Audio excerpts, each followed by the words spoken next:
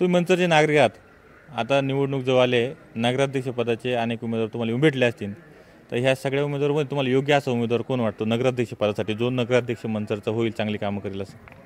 त्यामध्ये माझं मत वैयक्तिक असं आहे का तरुणाला संधी द्यायला पाहिजे.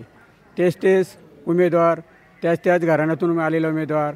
परंतु आता ह्या ठिकाणी मला प्राचिताई आकाश थोरात हे उमेदवार मला सक्षम कॅन्डिडेट वाटतात. कारण त्यांचं काम आहे, सामाजिक धार्मिक क्षेत्रामध्ये काम त्यांचं चाललेलं असलेलं असं हे उमेदवार आहे. त्यांचे सासरे जनसेवक संजू भाऊ थोरात यांनी सामाजिक धार्मिक क्षेत्रामध्ये काम केलेलं आहे.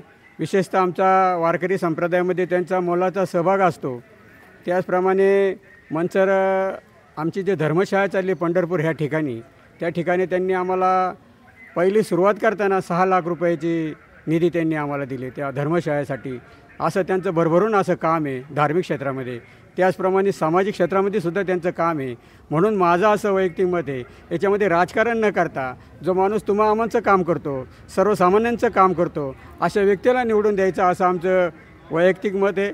त्याचप्रमाणे आम्ही आमची चर्चा करत असताना आम्ही ठरवलं आहे की ह्या ठिकाणी अपक्ष उमेदवार जे आहे प्राचिताई आकाश थोरात यांनाच आम्ही मतदान करणार आहे. चर्चा कर सांगावं, कारण इथं मोठा राजकीय दबाव आहे. इथं ह्या दबावाखाली चाललेलं राजकारण आहे, त्याच्यामध्ये नाव उघड करू शकत नाही ना, असं आहे. पण आम्हाला आतून असं सगळ्या मतदारांचं ठरवलेलं आहे का आपण सर्व होऊन हे उमेदवार हा जनतेचा उमेदवार आहे, हा लोकांनी ठरवलेला उमेदवार आहे नगराध्यक्षाचा. आणि म्हणून आम्ही लोकांनी त्यांना आग्रह केला का संजीव भाऊ इथं महिलाचं सीट आलं, तुम्ही आता तुमची सुनबाईला उभं करा, असं आम्ही सगळं मिळून विचार करून त्यांना भेटून विनंती केली. आणि त्यांनी सांगितलं काय हरकत नाही, आम्ही समाजकार्यासाठी आमची सुनबाई उभी करतो, तुम्ही त्यांना साथ द्या. म्हणून आमची त्यांना भरभरून साथ आहे आणि त्यांना आशीर्वाद बी ते 100% निवडून येतील म्हणून. आता हे सगळे दादा, समाजकारण करत असताना राजकारणाची साथ असली तर समाजकारण करता येतं, समाजामध्ये काम करत असताना विकास कामं करता येतात. हे सगळं असताना एक संजय थोरातसारखा भारतीय जनता पार्टीचा अनेक वर्ष काम करणारा माणूस, आणि त्याला कुठंतरी ज्यावेळेस उमेदवारी करायची सक्षम उमेदवार असताना डावललं गेलं, तर जनसामान्य लोकांमध्ये काय भावना आहे बाबा याच्याबद्दल? आता खऱ्या असताना ज्याचा पक्ष भारतीय जनता पार्टी हा आपल्या आंबेगाव तालुक्यामध्ये कुठं दिसत नव्हता, त्यांचं कार्य नव्हतं. परंतु जनसेवक संजू भाऊ थोरात यांनी ह्या पक्षाची सुरुवात केली आणि पहिला आंबेगाव तालुक्याच्या वरती ग्रामपंचायतला पहिला भाजपचा उमेदवार निवडून आणला, असं यांचं कार्य आहे. परंतु आता राजकारण फार लाबाडांचं आहे, मागून आले आणि पुढे गेले अशी तर आहे. ज्यांनी पाया केला परंतु त्याचा कोणी विचार करत नाही आणि अशा तऱ्हेचं राजकारण आहे.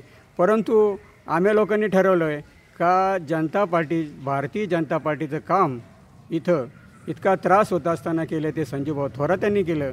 आणि त्यांच्यावर हा अन्याय झालेला आहे, त्यांचा अन्याय दूर करण्यासाठी आम्ही त्यांच्या पाठीमागं भक्कम आहे. त्याचं कारण असं आहे का त्यांनी आमच्यासाठी बरंच काय केलं आहे, अनेक सामाजिक काम केलेलं आहे, अनेक धार्मिक काम केलेलं आहे, म्हणून आम्ही त्यांच्या मागे उभे आहे. तुमचा फ्लॅट, घर, बंगला, व्यापारी गाडे, दुकान, जागा, शेतजमीन, प्लॉट्स विकायचे आहेत का? विकायचे असतील तर आजच आमच्याशी संपर्क साधा. स्थावर मालमत्ता खरेदी विक्रीसाठी आंबेगाव तालुक्यातील विश्वसनीय नाव म्हणजे सीता प्रॉपर्टीज. आमची वैशिष्ट्ये: जलद व्यवहार, तुमच्या प्रॉपर्टीजची योग्य किंमत, मालक व ग्राहक यांच्यात समोरासमोर पारदर्शक व्यवहार. आमचा संपर्क 7972 82 24 33 व 80 10 25 09 54.